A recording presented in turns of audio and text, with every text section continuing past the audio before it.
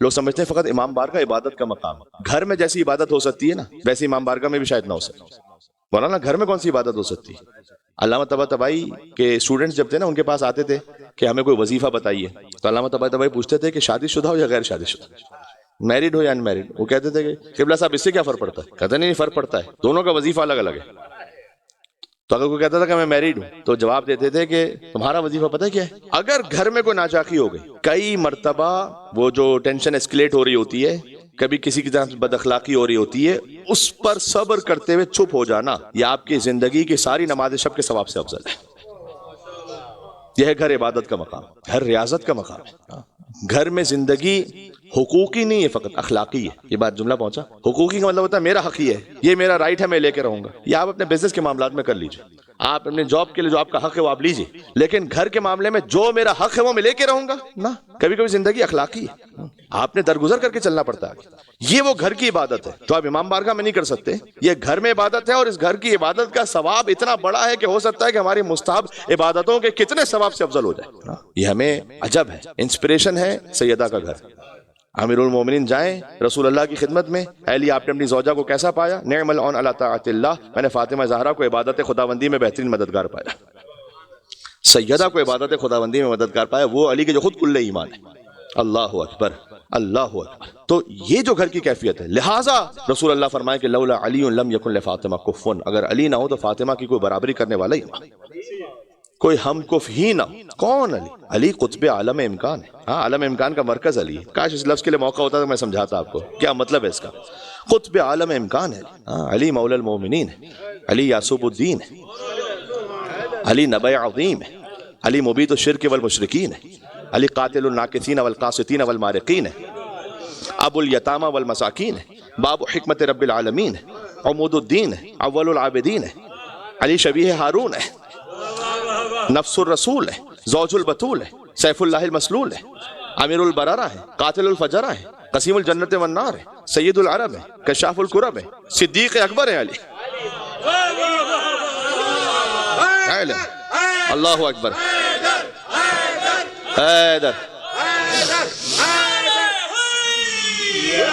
یا علی، کشاف الکرب ہے، صدیق اکبر ہے، فاروق اعظم ہے، علی کرار ہے، غیر فرار ہے، برادر جعفر طیار ہے، حازم الاحزاب ہے، قاسم الاسلاف ہے، معز الاولیاء ہے، مذل الاعداء ہے، اخطب الخطباء ہے، قدوۃ اہل الکساء ہے، امام الائمۃ والاتقیاء ہے، ابو سید الشہداء ہے، ممیت البدع ہے، محیی السنہ ہے، سردار عرب ہے، موضع عجب ہے،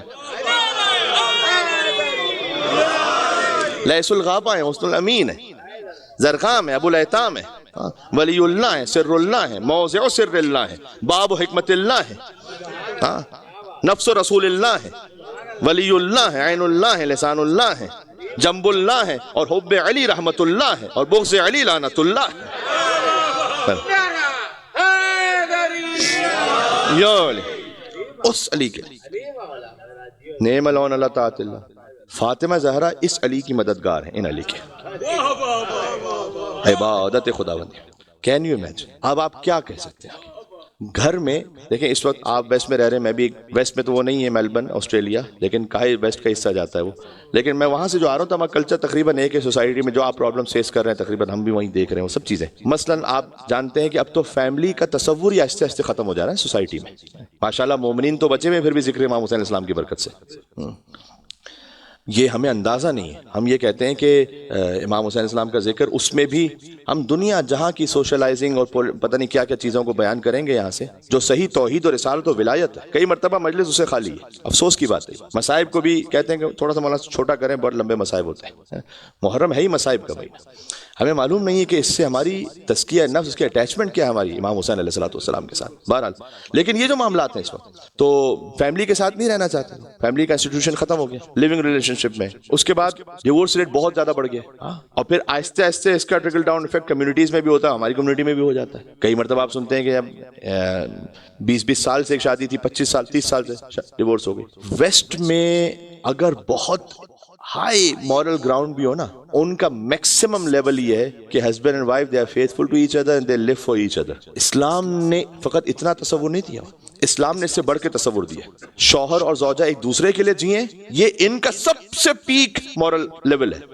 اسلام کا تصور یہ کہ شوہر اور زوجہ فقط ایک دوسرے کے لیے نہ جئیں، شوہر اور زوجہ مل کر رضائے پروردگار کے لیے جئیں،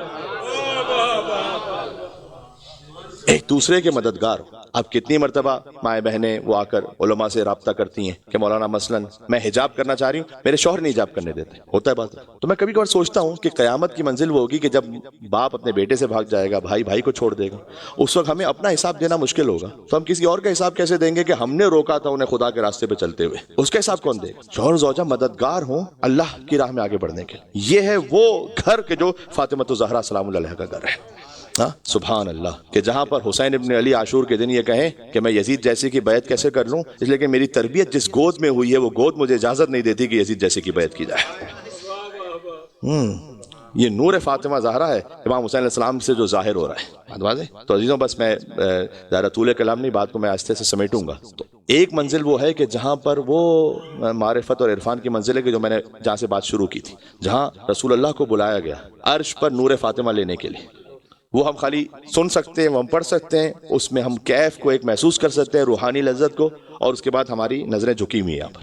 ایک منزل وہ ہے، ایک منزل وہ ہے کہ جو پھر عملی ہے، گھر کے اندر ان کی زندگی کا جو ایک پریکٹیکل رخ ہے۔ بات واضح ہو رہی ہے؟ میں آپ کی خدمت میں کیا عرض کر رہا ہوں۔ بہرحال حضور مکرم کو جب اللہ سبحانہ وتعالیٰ نے بلایا، اسی بات کو میں کہہ دوں تو سیب عطا کیا، اور پھر بی بی فاطمہ سلام اللہ کا نور حضور کے ذریعے سے آیا اس زمین پر کہ براہ راست اللہ نے عطا کیا تھا۔ تو اللہ نے بی بی سیدہ کو طواف کرتے ہوئے تمام فضیلت عطا فرما دی، باپ رسول اللہ اور ماں خدیجۃ الکبریٰ۔ کیا کہوں میں، ازواج رسول وہ امہات المومنین ہیں قرآن کی روح سے، اس کا کیا مطلب ہے وہ اپنے مقام پر، لیکن یاد رکھیے گا، کاش میں فقرے کو پہنچا سکوں، مومنین کی ماں ہونا اور ہے اور فاطمہ کی ماں ہونا اور ہے۔